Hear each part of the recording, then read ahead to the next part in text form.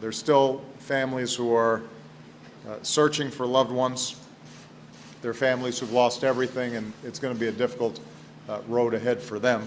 1 month after the landslide, President Barack Obama spoke at the fire hall in Oso. The country is thinking about all of you. As presidents often do, he visited the area to ensure local officials that federal assistance would remain at the slide site. During his address, crews were still working up the road, on the pile, searching for the remaining victims still buried. Some of those areas that they're actively working, it's like logs over a lake. The digging felt endless for search crews. After a month, about every square inch of the debris field was screened. Daily press conferences were no longer offered. And on April 28th, the formal search ended with 2 people still unaccounted for. But the locals refused to stop digging. I mean, you have to have hope. That's what gets you through the days, the hope. I mean, reality will set in. John Hadaway stayed on the pile nearly every day searching for his brother. 53-year-old Stephen Hadaway, a former Marine and handyman, was installing a satellite dish on a home at Steelhead Drive when the landslide hit. We all have hope. We all want him to come home. His body was eventually found on May 22nd, leaving only one person on the list of the missing. Chris Rigelbrugge's name became synonymous with unfinished business. Her husband, John, was also killed in the tragedy.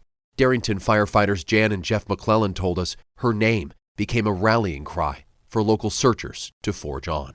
We were so determined to find everybody as a group. Like, I'm not talking Jeff and I, but our fire department, Oso Fire Department, Arlington, I mean, everybody that was involved, the community members.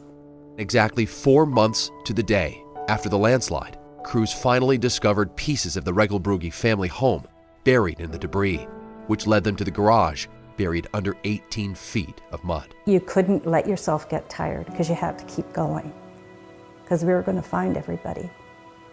Eventually, we did. Chris Rigelbrugge, the 43rd and final victim of the landslide, was found. This is the story of the Oso landslide. It's the deadliest landslide in U.S. history. 43 people died when a hillside above Oso, Washington suddenly collapsed.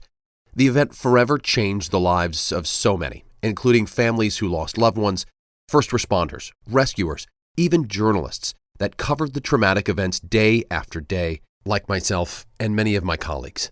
In this podcast series, you'll hear stories about what happened, why it happened, and how the tragedy reshaped this community forever. I'm Jake Wittenberg with King 5 News. This is Oso. You know, I tended to focus on the science, what happened, why it happened. My colleague Glenn Farley was a part of our on-air team assigned to cover the tragedy in Oso.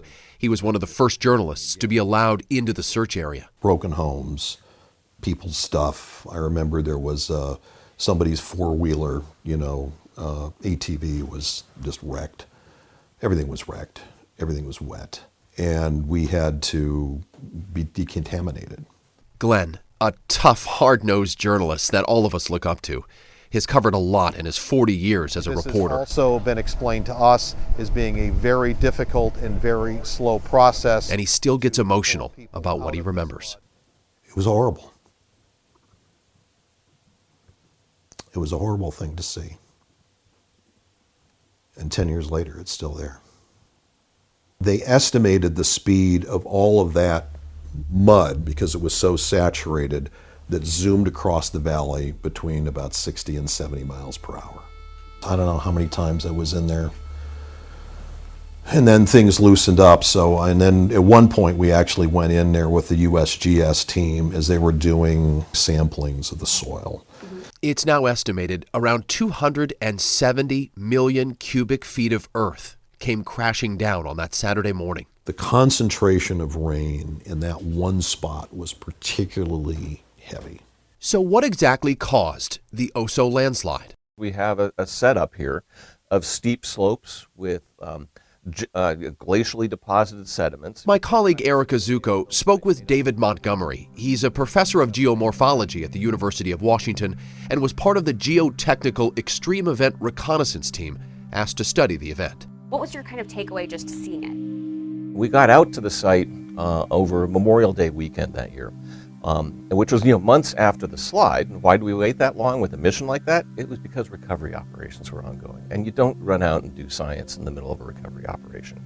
It was essentially a reactivation of a slide that had failed before, but this time it went further, faster, presumably due to all the rain that we had. I mean, that was an incredibly wet month before the slide. Montgomery and his team of researchers are now confident that the oso-landslide was really a two-part event. And so you had this failed material that was really wet at the bottom of the hill, and this big piece of the hill that essentially fell off onto that. It's kind of like the analogy I like to use is sort of a boot stomping a mud puddle. You got a big force coming down onto a saturated material that was very sandy, very granular, and prone to liquefaction. That triggered the debris avalanche that flowed right across the valley bottom, caused the damage. And then the second piece of the hill fell down, essentially rotated or collapsed down into the hole left by that first piece.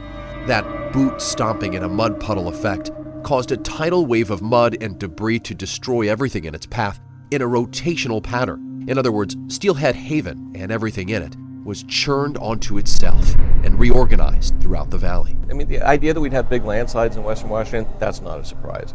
One that would go that far, that fast, that was a surprise. Land use planning is an area where a lot of this is being applied. Where should we allow neighborhoods to be built? What's the geology around there? Obviously it's a memorial now and should be, but nobody's moving back in there. All right. I don't know if we're going to be able to do this. Buddy, we can stop anytime you want, okay? Seriously. We'll give this a shot. That's Seth Jeffords, a former volunteer captain with the Oso Fire Department, who left for a river rafting trip on the morning of the landslide. His wife, Christina, and granddaughter, Sanoa Violet, were home, and both lost. Seth can still barely speak his wife's name without being overwhelmed with emotion. I couldn't even mention my wife's name or talk about her for 5 years. But seriously, it's not exaggeration, without falling apart, Anybody who knew her knew there wasn't a foul word ever came out of her mouth, any negative thing never came out of her mouth. Super kind, super supporting, like a 1 in a million person, Her face is turning red. She gets so excited. A video of Seth and Christina playing with baby Sanoa brings a smile to your face when you see it. All three look so happy. You can see little Sanoa Violet smiling with a chuckle. The couple and their neighbors had long been concerned about what could happen in that hillside. No one could have predicted the enormity of this disaster, but small mudslides in the valley have been documented for generations. And in 2006, a large chunk of hillside on that same slope slid into the Stillaguamish River, but stopped short of damaging homes on Steelhead Drive. This is always material would slough off from that bank into the river. It's about when I knew of it, so. You saw that all the time. Yeah, well, you go out to the river, walk up that part of the river bar, and you'd see it, In response, the state of Washington built a wall. 1,300 feet long and 30 feet tall, 15 feet above and 15 feet below ground. The blockade, built with timber, was meant to hold back any future slides that could reroute the river. But today, Jeffords and others call it an engineering failure. And they didn't tell us anything. They just left it that chance. So it's like they threw the dice and gambled, and we lost. After that slide in 2006, 7 new homes were permitted and allowed to be built at Steelhead Haven. I think it's wrong, Everybody else says it in the news. Be held accountable, I think somebody should be held accountable. But I got to live with it. So my daughter has to live with it. The other kids have to live with it. It doesn't seem it's not right. It's just not that it's not fair, it's not right. In the wake of the disaster, Jeffords, along with other family members and survivors, filed a lawsuit against the state of Washington and a local logging company. In October of 2016, 2.5 years after the landslide, a $60 million settlement agreement was announced.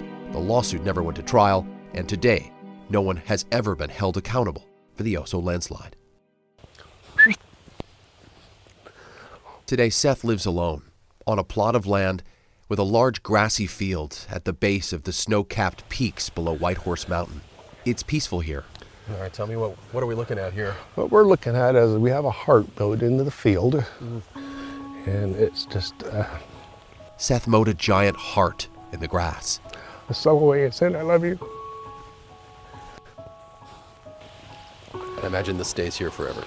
I hope so, yeah, as long as I'm here.